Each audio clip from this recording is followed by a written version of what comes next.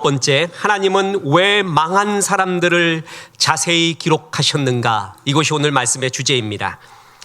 이렇게 성공하라는 책이 굉장히 많습니다. 그런데 그것은 반쪽입니다. 이렇게 하면 실패한다라는 책도 깊이 봐야 됩니다. 왜냐하면 이렇게 해서 성공을 했는데 실패를 관리 못해서, 성공을 관리 못해서 넘어지는 사람이 수없이 많기 때문에 그렇습니다. 실패학이라는 개념이 있습니다. 일본에서도, 유럽에서도, 미국에서도, 한국에서도 이 개념을 갖고 강의하는 많은 강사들이 있는데, 한마디로 실패를 통해 실패를 분석해서 승리의 씨앗으로 삼으라는 것입니다. 나라건 기업이건 개인이건 반드시 크고 작은 실패의 경험이 있습니다. 문제는 그 다음입니다. 실패해서 배우지 못하면 반복적이고 치명적인 실패로 이어지게 됩니다. 그래서 하나님은 성경의 수많은 실패 이야기를 기록해 놓으셨습니다. 단테의 신곡이라고 있습니다. 단테가 중년을 넘었음에도 불구하고 길을 잃고 방황하다가 주님을 만나게 됩니다. 그가 하나님을 만나고 수도원에 들어가서 43살에 13년 동안 써내려간 책이 신곡입니다. 신곡이라는 말은 코메디아 플러스 디비디아라는 뜻으로 희곡과 신이 합쳐진 신의 노래, 다시 말해서 신의 환희의 노래라는 것입니다. 주님 만나기 전에는 비극적인 인생, 불우하고 눈물의 인생이었지만 주님 만나고 나니까 이제 환희의 노래를 부른다. 그게 신곡입니다. 이 신곡에는 천국과 지옥을 여행하는 이야기가 나옵니다. 주인공이요. 그런데 천국부터 가지 않고 지옥부터 갑니다. 지옥을 먼저 이야기합니다. 그 다음에 천국 이야기를 합니다. 진짜 천국은 지옥을 알 때 천국의 기쁨을 진짜 안다라는 것입니다. 실패를 알 때 성공을 합니다. 유대인들이 하루를 계산할 때 저녁이 되고 밤이 되니 아침이 되니 이가 첫째 날이라고 말합니다. 저녁부터 셉니다. 저녁의 어두움을 알아야 아침의 환희를 안다라는 것입니다. 전 세계에서 기독교가 부흥하던 때가 있습니다. 그때 설교가들이 설교했던 놀라운 주제가 있었는데 그것은 지옥이었습니다. 그래서 어떤 설교가는 설교할 때 저 영혼, 구원받지 못한 저 영혼 뒤에 있는 지옥의 문을 보곤 했다고 합니다. 설교가 자체가 두렵고 떨리고 눈물이 나서 그런 지옥 설교를 많이 했다고 합니다. 그런데 지금 지옥 설교하면 시대에 뒤떨어졌다라고 얘기하고 성공하는 이야기만 해달라고 합니다. 그런 부정적인 이야기를 하지 말라고 합니다. 그게 바로 시대의 흐름이고 지금 영적인 우리의 상태이기도 합니다. 실패를 알아야 진짜 성공을 알게 됩니다. 하나님은 성경에 수많은 실패 이야기를 실어놓고 반면 교사로 삼으라고 했습니다. 특히 유다서의 독특한 점 중에 하나는 유다서는 6가지 망했던 사례들을 구체적으로 이야기하고 있습니다. 오늘 본문에 보면 이스라엘 백성, 타락한 천사, 소돔과 고모라의 실패 이야기를 기록했죠. 그리고 11절에 보면 아주 자세한, 정말 이 길을 가면 망한다라는 3길을 또 기록하고 있습니다. 11절 보십시오. 화 있을진저 이 사람들이요 가인의 길에서 행하였으며, 가인의 길 나오죠. 삭을 위하여 발람의 어그러진 길로 몰려갔으며, 발람의 길, 고라의 패역을 따라 멸망을 받았도다. 뭐가 나오죠? 가인의 길, 발람의 길, 고라의 패역.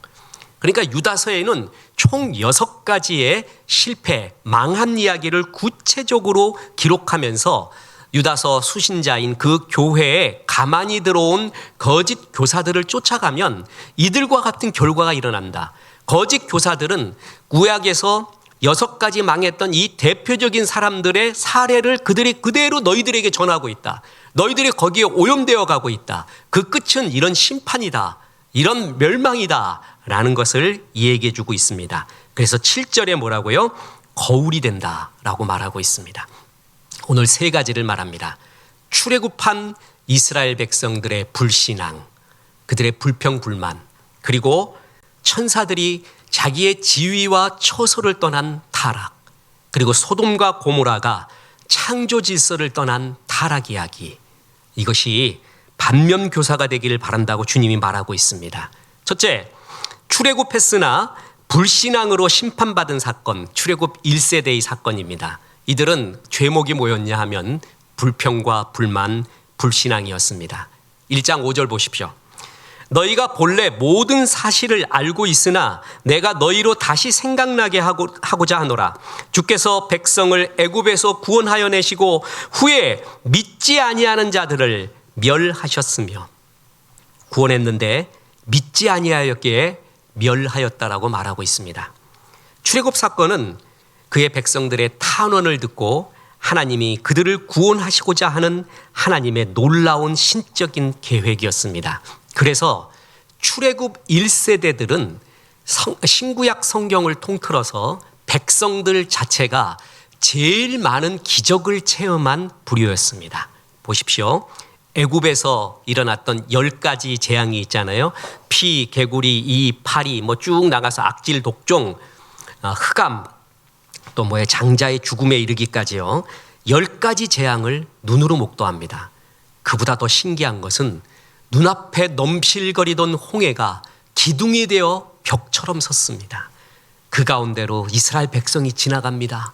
애국 군대가 쫓아오니까 홍해가 다시 넘실거리며 그들을 다 수장시켜 버렸습니다.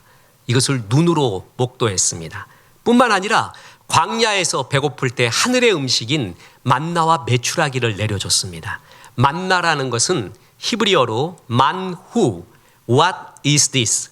이것이 무엇이냐? 하늘에서 내리는 음식을 보고 이게 뭐야? What is this? 만후라고 외치던 것이 그대로 이름이 되어버렸습니다. 그게 만나의 뜻입니다. 감탄사였습니다. 저는 천국 가면 제일 먹고 싶은 게 천국 짜장면과 더불어 천국 만나입니다.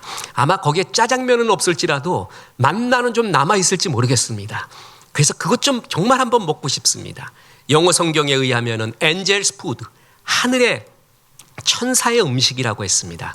그걸 맛본, 그리고 하나님이 내려준 메추라기까지 먹었습니다. 멀쩡하던 바위, 아무것도 없을 것 같은 그 반석에서 물이 나는 것을 체험을 했습니다. 그러니까 출애굽 1세대들은 백성 자체, 몇몇 소수가 본 것이 아니라 백성 전체가 하나님의 기적을 목도한 세대였습니다. 이런 세대는 없었습니다.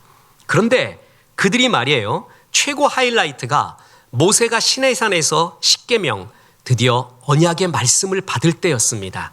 밑에서 금송아지를 섬기면서 했던 말은 제가 성경을 요번에 다시 보면서 정말 가슴이 아픈 게 아니라 이들은 다 죽어야 된다.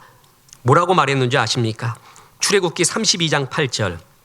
이스라엘아, 이는 너희를 애굽 땅에서 인도하여 낸 너희 신이라.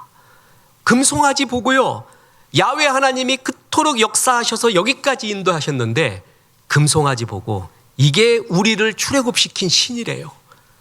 이런 배신이 어디 있습니까? 지금 금송아지가 뭐죠? 현대의 돈입니다. 물질입니다. 돈만은 믿을 수 있다. 세상 모든 게 변해도 돈만 믿을 수는 있다. 지금 현대의 금송아지는 돈입니다. 물질 만문신입니다. 구약에서 다른 잡신들은 다 없어지고 신약에서 예수님이 딱 두 가지만 말합니다. 하나는 물질신, 하나님은 야훼 하나님. 두 주인을 말할 때 두 가지잖아요. 그러면서 하나님을 배신하고 그런 이야기를 합니다. 이때 이런 불신앙에 빠진 이스라엘 백성에게 하나님의 심판이 임합니다. 출애굽기에서는 모든 불평을 다 들어주십니다. 근데 민수기에 가잖아요. 그러면 내 귀에 들린 대로 너에게 행하겠다. 그대로 네가 그 말을 그대로 받으라. 그러면서 심판을 명하시는데 민수기 14장 22절. 내 영광과 애굽과 광야에서 행한 내 이적을 보고서도 이같이 10번이나 나를 시험하고 내 목소리를 청종하지 아니한 그 사람들은 내가 그들의 조상들에게 맹세한 땅을 결단코 보지 못할 것이요 또 나를 멸시한 사람은 한 사람도 그것을 보지 못하리라. 민수기 14장 35절. 나 여호와가 말하였거니와 모여 나를 거역한 이 악한 온 회중에게 내가 반드시 이같이 행하리니 그들이 이 광야에서 소멸되어 거기서 죽으리라. 여호수아와 갈렙 빼놓고 다 1세대는 죽게 됩니다. 출애굽 1세대는 한마디로 하나님의 그 많은 기적을 보고도 눈앞에 조금만 어려운 일이 생기면 불평불만하면서 하나님을 신뢰하지 않았습니다. 심지어는 하나님이 아닌 금송아지가 나의 하나님, 우리의 하나님이다라고 말할 정도였습니다. 이런 불신앙, 하나님의 은혜를 체험하고도 불신앙 속에 불평불만했던 사람들, 그들은 광야에서 다 죽었다. 이 실패를 너희 가슴에 새겨라. 거짓 교사들의 가르침이 그러하다. 교회에 들어와서 이렇게 꼭 부정적인 말과 불평불만을 일으키고 있다. 그 끝은 멸망이다. 소나무는 휘어서 아름답고요, 낙엽송은 곧아서 아름답습니다. 그런데 어떤 사람은 소나무는 휘어서 싫고 낙엽송은 곧아서 싫다라는 말이 있습니다. 긍정적인 사람은 도넛을 보고요, 부정적인 사람은 도넛에 구멍을 봅니다. 두 사람이 창을 통해 내다보는데 한 사람은 별을 올려다보고 한 사람은 진흙탕을 내려다봅니다. 사람을 볼 때도, 교회를 볼 때도 이곳에 흐르는 하나님의 은사와 은혜와 장점을 보는 사람이 있고 꼭 단점만 지적하는 사람이 있습니다. 그러면서 자기는 비판의 은사가 있다고 합니다. 비판의 은사는 굉장히 좋은 겁니다. 어느 때 최고 좋은 줄 아십니까? 자기를 비판할 때 최고입니다. 그걸로 남을 향하지 말고 나를 보세요. 그걸로 나를 정확하게 한번 보세요. 그럼 그 비판의 은사는 최고의 은사가 됩니다. 텍사스 대학의 제임스 베너 패커 교수가 개인 블로그 3만 5천 개와 학생들의 에세이 1만 5천 개를 분석해서 부정적인 단어를 많이 사용하는 사람들을 조사해 봤더니 이들이 질병이나 외로움, 신경증이나 우울증에 시달릴 가능성이 더 높다는 사실을 발견했습니다. 긍정적이고 믿음의 언어를 사용하는 사람들은 직장 생활뿐 아니라 여가 생활에서도 더 성실하고 적극적이고 몸도 더 건강했다는 것입니다. 더 놀라운 것은 이 교수팀이요, 수녀님들을 연구했어요. 그때 수녀님들의 간증문을 분석한 결과 긍정적인 단어를 별로 쓰지 않는 수녀님들은요, 85세 이상 장수한 사람들이 34%에 불과했고요, 매우 행복한, 정말로 기쁜, 감사한 이런 말들을 많이 쓴 수녀님들은 85세 이상 장수한 사람들이 무려 90% 이상이 되었습니다. 이것은 진짜입니다. 중세에 켈빈경이라는 사람이 있습니다. 무거운 물체는 결코 날 수 없다. 결코라는 말은 쓰지 않는 것이 좋아요. 그냥 날지 않을 수도 있다 이렇게 말하는 게 나은데, 지금 비행기가 맨날 날아다니고 로켓도 날아다니고 있는데 어떻게 이런 말을 합니까? 미국의 로버트 풀턴 경이 허드슨강에 증기선을 띄웠을 때 비웃는 사람들이 말합니다. 저렇게 큰 배가 증기로 움직인다고? 결코 있을 수 없어. 그러더니 증기로 움직였습니다. 그랬더니 이들이 가만히 있는 줄 아십니까? 저 배는 결코 설 수 없을 거야 이렇게 말합니다. 그러니까 끝까지 부정적인 말은요, 습관입니다. 그 사람의 인격이기도 하고 내면이기도 하고 믿음이기도 합니다. 그 말이 배어있는 사람은 끝까지 그런 말을 합니다. 그 유명한 미국 특허 청장이었던 찰스 듀웰은 1899년에 이런 말을 했습니다. 발명될 수 있는 모든 것은 이미 다 발명됐고 특허는 이제 없어질 것이다. 지금 얼마나 많은 특허가 하루에도 쏟아지고 있습니까? 부정적인 사람은 언제나 부정적입니다. 여러분 보십시오. 하나님의 말씀은 힘이 있습니다. 말씀으로 천지를 창조했잖아요. 다바르라는 말은요, 하나님의 말이라는 뜻이죠. 두 가지 뜻이 있다고 그랬죠. 말씀과 사건이라고 했습니다. 빛이 있으라 라고 말을 하니까 빛이 있었습니다. 사건이 일어납니다. 하나님 말씀은 사건을 일으키는 굉장히 능력 있는 말이죠. 그 하나님의 형상대로 지음받은 우리 인간도 말의 능력이 있습니다. 그래서 그 사람의 말의 스타일을 가리켜 말씨라고 부릅니다. 씨가 된다는 것입니다. 말에는 예언적 능력을 갖고 있습니다. 그래서 그 사람의 말투, 말씨를 보면은 앞으로 어떻게 될 것인가가 대충 느낌이 와요. 이렇게 믿음의 말을 많이 하는 사람이 있거든요. 갈수록 그 사람 믿음으로 충만해집니다. 언어는 존재의 집이에요. 내가 한 말을 갖고 집을 짓습니다. 그리고 나는 그 속에 들어가 사는 것이에요. 항상 부정적이고 삐딱선 타는 말을 하는 사람이 있어요. 그 사람 삐딱선 속에 사는 거예요. 항상 사랑을 받지 못합니다. 그리고 자기도 항상 비뚤어진 마음으로 사는 경우를 참 많이 봅니다. 그래서 부정적인 말은 어둡고 무거운 에너지를 갖고 있습니다. 그러니까 원망하고 불평하는 사람 옆에 가까이 있으면은요, 지독한 간접 흡연을 하는 것과 똑같습니다. 그런 사람들과 5분만 대화를 하잖아요. 그러면 온몸에 힘이 다 빠져나가는 것 같습니다. 힘이 다 빠져나갑니다. 출애굽할 당시에 이스라엘 백성만 나온 게 아니라 여러 잡족들이 같이 나왔습니다. 그래서 광야에는 순수 이스라엘 형통만 있는 게 아니라 여러 잡족들이 섞여 있었어요. 그 중에 아말렉 족속이라고 있었습니다. 하나님이 아말렉 족속은 되게 싫어했습니다. 그래서 구약 성경에서 해석하기 어려운 헤렘, 성전 싹 쓸어버려라. 모두 거기는 죽여버려라. 라고 하는 그 헤렘 전쟁이 있거든요. 그걸 아말렉에게 말합니다. 하나님이 그토록 아말렉을 싫어한 이유 중에 하나가 아말렉이 행진을 하거나 뭐 하거나 그러면 언제나 뒤처지는 사람이 있기 마련이에요. 그래서 군대에서도 행군을 할 때요, 제일 뒤처지는 애들은 제일 앞장 세워버립니다. 제일 앞에. 그럼 신비하게 걔는 가요. 뒤처진 애는 계속 뒤로 가고요. 그래서 뒤처지는 사람이 있기 마련이거든요.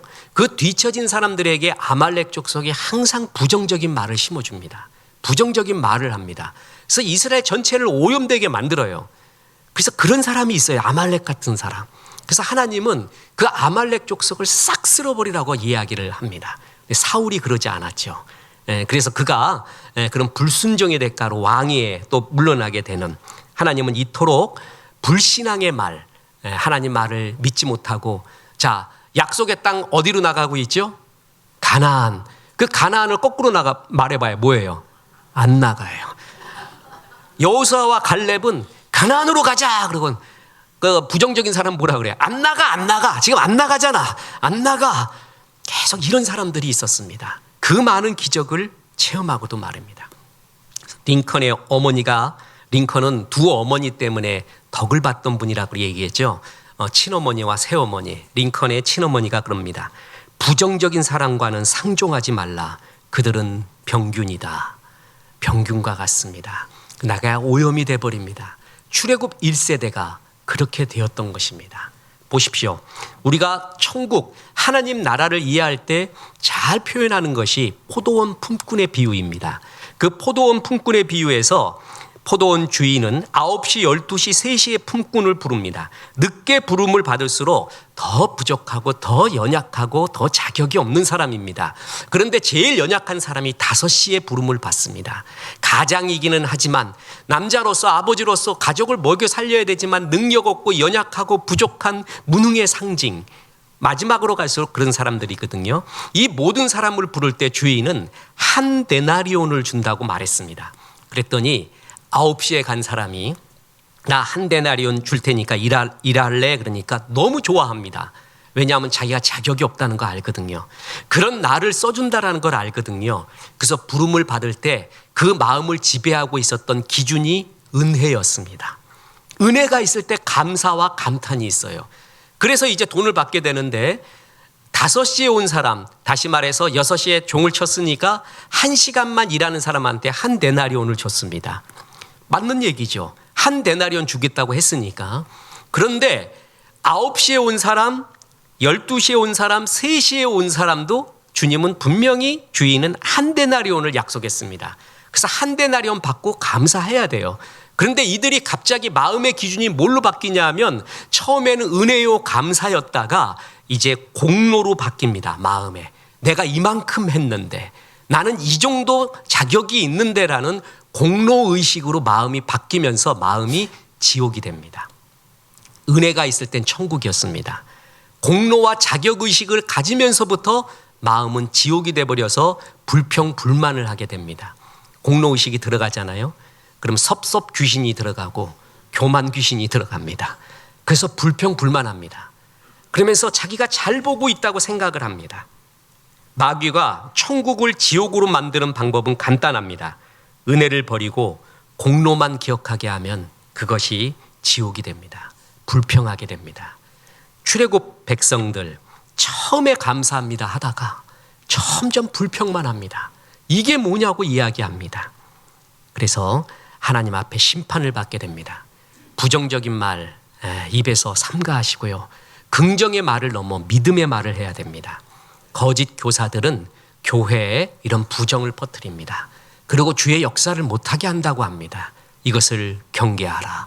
이 실패를 경계하라. 그리고 두 번째가 자기 처소를 떠난 천사들의 심판을 이야기하고 있습니다. 보십시오. 1장 6절. 또 자기 지위를 지키지 아니하고 자기 처소를 떠난 천사들을 큰 날의 심판까지 영원한 결박으로 흑암에 가두셨으며, 이게 사실 난회구절입니다. 천사들의 실패, 천사들의 타락을 말하는데 분명히 뭐라고 말하냐면 자기 지위를 지키지 아니하고 자기 처소를 떠났대요. 그러니까 뭔가 질서를 어긋난 거예요. 이거와 병행구절인 베드로 후서 2장 4절에 보면 하나님이 범죄한 천사들을 용서하지 아니하시고 지옥에 던져 어두운 구덩이에 두어 심판 때까지 지키게 하셨으며, 병행구절이거든요. 자기 지위를 떠난 천사들을 가리켜 베드로 후서는 범죄한 천사라고 했습니다. 이들이 누군가? 사실 이것은 난해구절입니다. 네 가지 가능성이 있습니다. 첫째는 뭐냐면은 에스겔서 28장과 같이 천사장 루시퍼가 타락하죠. 가장 아름다운 천사장이. 그때 같이 천사들이 따라서 동조해서 타락에 일조를 합니다. 그 천사들은 나중에 귀신이 된 거예요. 이 천사들이 바로 지금 여기 말한 것이다. 그런데 이건 약간 어폐가 있는 게, 지금 유다서에서 말하는 것은 그 타락한 천사를 흑암에 가두었대요. 그런데 이때 마귀와 귀신들은 지금도 활동하고 있습니다. 그래서 가두어진 게 아니죠. 그래서 약간 퀘션이 들고요. 두 번째는 뭐냐 하면 사탄과 천사들이 타락한 이후에 똑똑하고 의로운 천사들 중에 또 한 번 타락이 일어났다는 거예요. 다른 천사 그룹이. 근데 이 배교에 대한 기록이 성경에 없습니다. 그래서 이건 추측일 뿐이고, 세 번째가 뭐냐 하면 처음에 천사장이 타락하고 따라서 그걸 동조했던 천사들이 있잖아요. 그 귀신이 되었다 그랬잖아요. 그 천사들 중에 또 지독하게 악한 짓을 해서 아예 이들은 활동을 못하게 흑암에 가두었다라는 세 가지의 이야기가 있고, 마지막 이야기가 제일 신빙성이 있습니다. 왜냐하면 뒷구절과 소돔과 고모라와 연결이 되기 때문에 그렇습니다. 뭐냐 하면 창세기 6장 1절에서 7절에 나온 하나님의 아들들이 사람의 딸들과 결혼한, 그래서 노아의 홍수를 불러온 사건이 있습니다. 자, 보세요.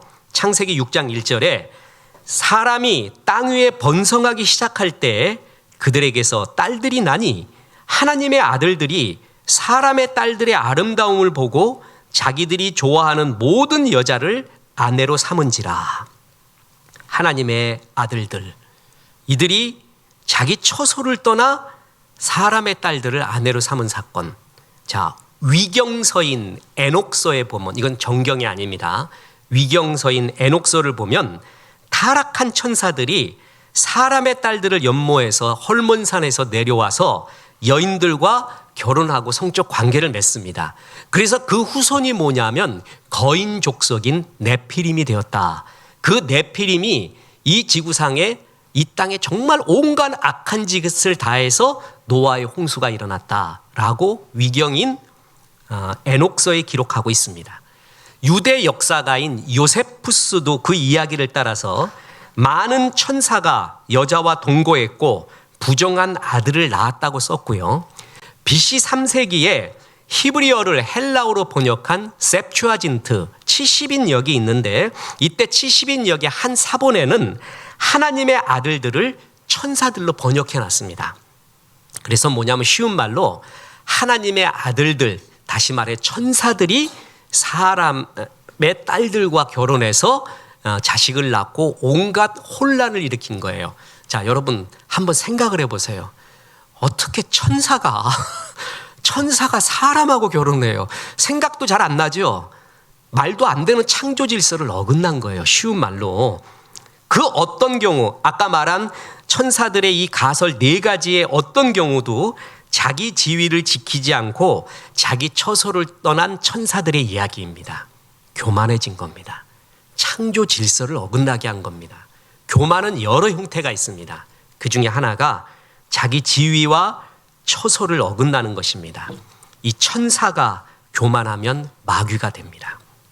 그래서 창조 질서를 어긋난 천사들의 모습, 이거와 동일한 말이 세 번째로 소돔과 고모라의 음란 사건으로 이어지게 됩니다. 자, 이것도 실패의 경우인데 1장 7절 보십시오. 소돔과 고모라와 그 이웃 도시들도 그들과 같은 행동으로 음란하며 다른 육체를 따라가다가 영원한 불의 형벌을 받음으로 거울이 되었느니라. 소돔과 고모라와 그 이웃 도시들은 뭐냐면 소돔과 고모라, 아드마, 스보임, 소알, 이 5 마을입니다. 근데 이 중에 소알은 하나님이 롯을 불쌍히 여겨서 소돔과 고모라에서 탈출하게 하죠. 그래서 그 롯이 거한 땅이 소알이에요. 그래서 소알은 불심판에서 건짐을 받습니다. 그래서 소돔과 고모라, 아드마, 스보임, 이들이 불심판을 받습니다. 불심판을 받은 이유가 이들이 다른 육체를 따라 음란하였다고 했습니다. 다른 헤테라스, 다른 변형된 육체, 사르크스, 우리의 몸, 친족, 본성을 의미합니다. 그러면 다른 육체라는 것은 합쳐지면 뭐예요? 종류가 다른 육체, 변현된 육체. 그러면 다른 육체를 따라가다가 종류가 다른 육체, 변형된 육체와 세욕을 따라가다가 라는 뜻입니다. 동성애, 수간 등을 의미합니다. 1장 7절 다시 보십시오. 소돔과 고모라와 그 이웃 도시들도 그들과 같은 행동으로 음란하며, 자, 소돔과 고모라와 그 이웃 도시들도 그들과 같은 행동으로 음란하며, 톤 호모이온 트로폰 투토이스, 그들과 같은 행동이래요. 그때 그들이 뭐예요? 앞에 구절의 천사들입니다. 그러니까 사실 어떤 성경학자들은 이 6절 7절을 한 구절로 봐요. 그래서 천사들이 이렇게 말도 안 되는 이런 성적 타락이 있었듯이 소돔과 고모라도 똑같다, 그들과 똑같이 음란했다, 이렇게 같이 보는 것입니다. 앞 구절의 천사들과 동일하게 타락하여 천사들이 자기 지위를 벗어났습니다. 소돔과 고모라가 다른 육체를 따라갔습니다. 전부 뭐죠? 하나님의 창조 질서를 어긋나게 한 것입니다. 이것이 심판받았다라는 것입니다. 우리가 수요일 날 로마서 성경 공부를 하고 있습니다. 참 권해주고 싶은, 그래서 복음에는 하나님의 능력이 나타난다고 했습니다. 그 능력과 하나님의 의가 나타나는데 그 하나님의 능력 중에 구원의 능력이 있고요. 또 하나는 뭐냐 하면 하나님의 진노를 벗어나게 하는 능력이 있다고 했어요. 우리는 2가지 이유 때문에 하나님의 진노를 받을 수밖에 없다고 했습니다. 하나는 불경건, 또 하나는 불이라고 했습니다. 불경건은 하나님에 대한 불경건이에요.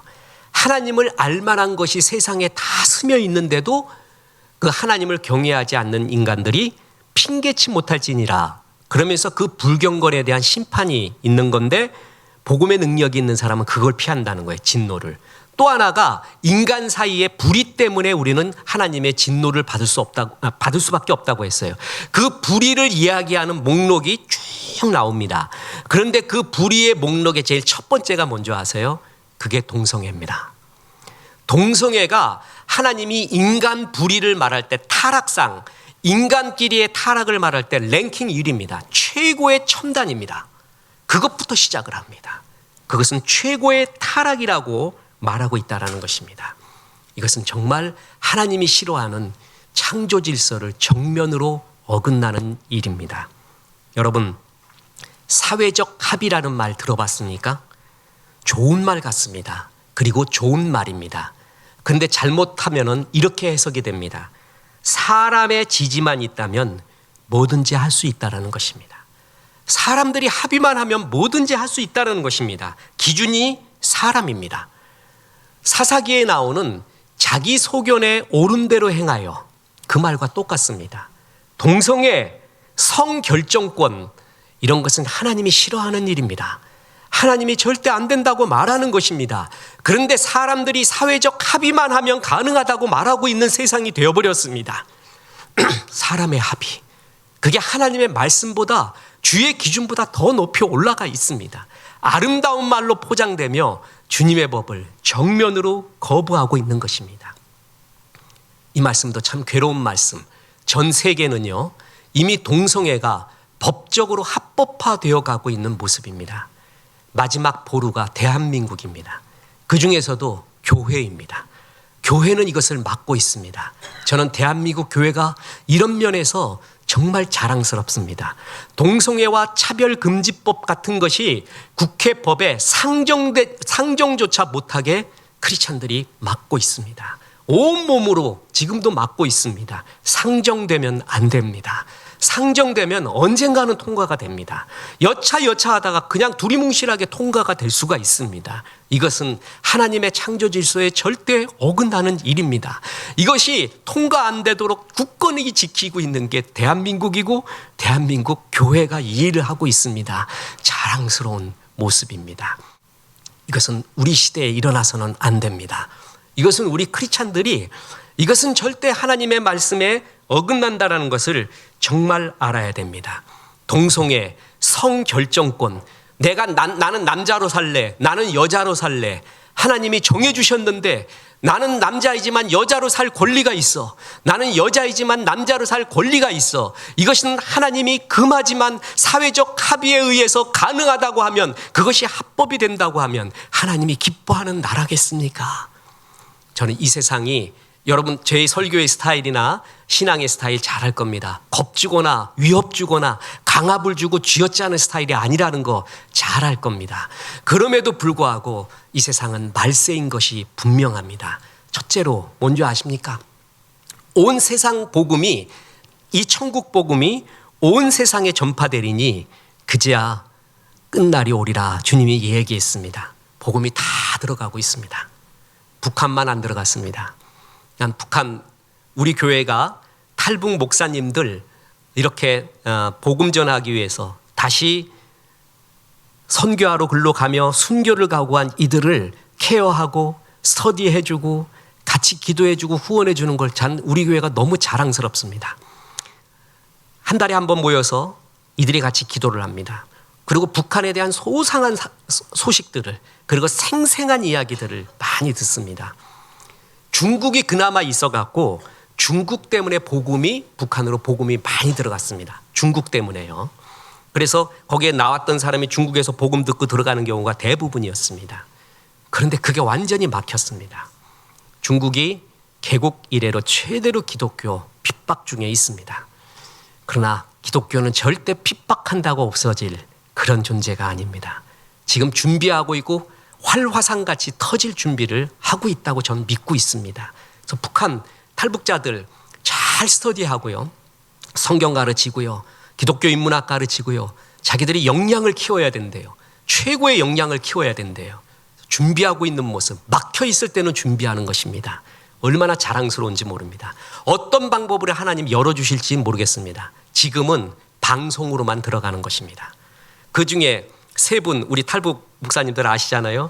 한 분이 모래시계 퍼뜨린 분이에요. 모래시계. 신문에도 나온 모래시계 봐가지고 너무 좋았대. 그래갖고 그거 재밌다고 퍼뜨리다가 그거 걸려가지고 지금 죽을 고비에 탈출해갖고 지금 온 거잖아요. 또 한 분은 타이타닉이 그렇게 재밌어요. 타이타닉. 그래서 그거 보면 죽인다고 했대요. 왜냐하면 타이타닉이 침몰한 날이 제가 알고 있기는 김일성 생일인가 그럴 때요. 나도 그건 잘은 모르겠어요. 그래서 그거 연관성이 있어서 절대 그거 보지 말라 그러는데 이 사람 너무 재미있어서 그거 보다 걸려가지고 이제 뭐가 들어가냐면요, 아무것도 못 들어가고 문화예술이 들어가는 거예요. 문화예술에 지금 종사하는 우리 연예인들 있잖아요. 예술인들 얼마나 소중한 사명인 줄 아세요? 연예 활동할 때마다, 방송할 때마다 속으로 기도해야 되는 거예요. 이걸로 복음 전할 수 있도록 도와주옵소서. 북한에 복음 들어가게 도와주옵소서. 그들이 지금 그거에 녹는데요. 우리나라의 가수들이 들어갔을 때, 우리의 드라마가 들어갔을 때, 영화가 들어갔을 때 북한 사람들은 엄청 녹고 있다는 거예요. 그 실제로 탈북한 사람들이 그것이 막을 수 없게 퍼지고 있대요. 그러니까 지금 북한 열린 건 방송이 열려 있는 것이에요. 그러나 언젠가 확 열어서 하나님이 이 준비된 주의 종들을 팍 보낼 경우가 있습니다. 특히 우리 탈북 목회자들. 그러면 끝이 오는 거예요. 그리고 이 복음이 돌아서 이스라엘로 다 돌아가고 있는 중입니다. 이스라엘도 이미 주님을 믿는 자, 예수를 믿는 자들이 나오기 시작했고, 그것은 공공연한 사실입니다. 지금 전 세계에서 제일 풀기 어려운 난제 1위가 뭐냐면 이스라엘과 팔레스타인입니다. 우리나라는 한 5위쯤 된다고 합니다. 난제 5위쯤 되고요. 1위가 이스라엘과 팔레스타인이래요. 근데 저는 믿는 것이 있습니다. 이스라엘의 답은 하나입니다. 그들이 예수 믿는 것입니다. 이스라엘이 예수 믿는 것이 모든 것의 답입니다. 예수가 메시아고 우리의 주님이라는 것을 고백하는 그날이 이스라엘의 지금 모든 문제가 풀리는 날입니다. 그리고 그날은 지금 가까이 오고 있습니다. 플러스 지금 죄가, 특히 동성애 같은 죄가 전 세계에 관영되어 있습니다. 관영. 노아의 홍수가 일어나기 전에 죄가 관영함을 보시고, 관영이 뭐죠? 너무 많이 퍼져 있어서 죄인지도 모르는 상태. 그게 관영이에요. 합법화되고 있습니다. 합법화. 그런 세계가 지금 전 세계에 퍼져 있잖아요. 진짜 말세 중에 말세에 우리가 살고 있구나. 진짜 주님 오실 날이 멀지 않구나라는 게 진짜 실감합니다. 하나님이 이토록 싫어하시는 것이 창조 질서를 벗어난 일이었습니다. 그런데 우리는 아름다운 언어로 포장하면서 수없이 주님의 질서를 어긋나게 하고 진화론 같이, 동성애 같이 하나님을 정면으로 거부한, 그리고 유신론적 진화론이라고 하면서 마치 하나님과 이런 과학적 이 모습을 결합시키는 폭넓은 사고 같은 것을 말하고 있는 사람, 더 얄미워 죽겠습니다. 유신론적 진화론 한번 물어보겠습니다. 빅뱅에서 우리 인간이 천지 만물이 하나님이 섭리로 만들어졌어요. 무기물에서 유기물이 됐대요. 그래서 그 유기물이 진화해서 여기까지 왔대요. 그러면 창세기 1장의 사실은 언제부터입니까? 아담이 타락한 건 언제부터죠? 그럼 언제부터 죄를 물어야 돼요? 없어집니다. 진화론은요, 창세기 1장을 없애버리는 거예요. 아담을 없애버리고요. 그리고 예수님을 없애버리는 거예요. 죄사함이 필요 없어요. 죄사함이. 죄 용서가 필요 없어요. 십자가를 없애버리는 거예요. 그런데 그것이 과학 만능주의라는 이름 하에서 예수 믿는 사람들은 믿음이고 과학은 팩트고 이러면서요, 하나님의 사상을 정면으로 거부하고 있는, 창조 질서를 거부하는, 이것이 완전히 만연된 세상에 우리가 살고 있습니다. 이것이 만연돼 있기에 진짜 주님 오실 날이 정말 가깝구나. 그러면서 하나님이 오늘 유다서를 통해 실패를 보고 배워라. 이렇게 실패하지 말라. 출애굽 백성들처럼 불신앙하여 불평하고 불만하지 마라. 창조 질서를 벗어난 천사들의 타락과 소돔과 고모라처럼 주의 창조 질서를 벗어나지 마라. 이렇게 하면은 멸망이 온다라고 이야기합니다. 여러분, 그래서 역사는 왜 흥했는가를 배워야 되지만 왜 망했는가도 반드시 봐야 됩니다. 그래서 7절에 이것이 거울이 되었느니라 말하잖아요. 전 세계에 거의 모든 리더들이 애독하는 도서가 있습니다. 그게 에드워드 기본의 로마 제국 흥망사라는 것입니다. 저도 아직 다 읽지 못했습니다. 1권의 반 정도, 2권의 반 정도. 이만큼 두꺼워요, 이만큼. 그것을 갖다 읽다 보면은요, 로마가 왜 흥했고 망했는가 두 가지를 다 말합니다. 두 가지를 다 말해요.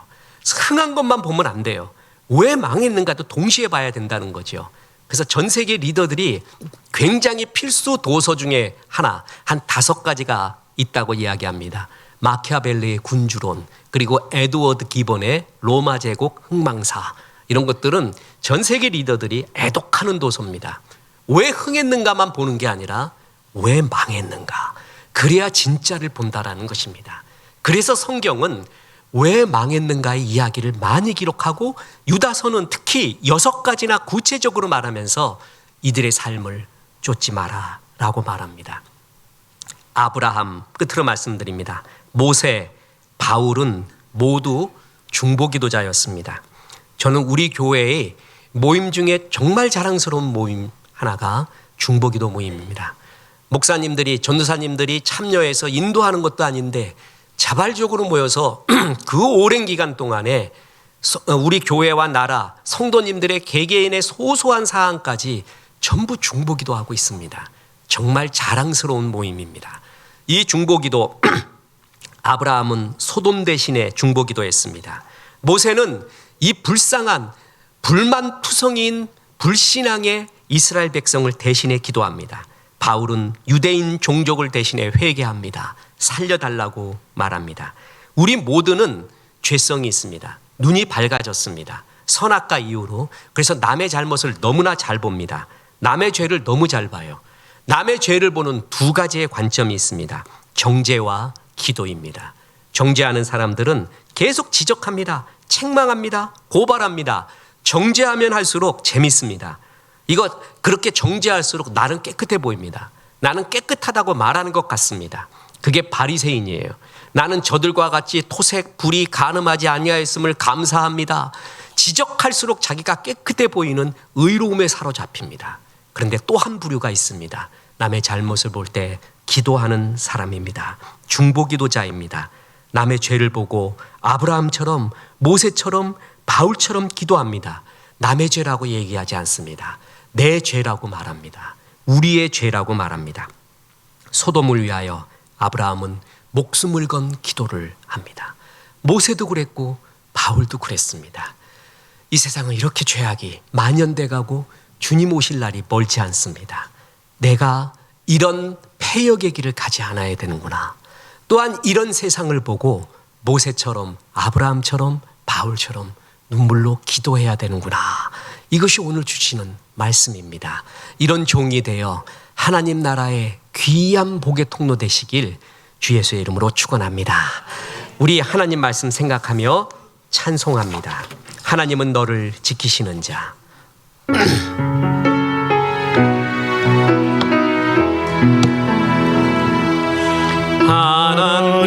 하나님은 너를 지키시는 자, 너의 우편에 그늘 되시니 낮의 해와 밤의 달도 너를 해치 못하리. 하나님은 너를 지키시는 자, 너의 환난을 면케하시니 그가 너를 지키리라. 너의 출입을 지키시리라.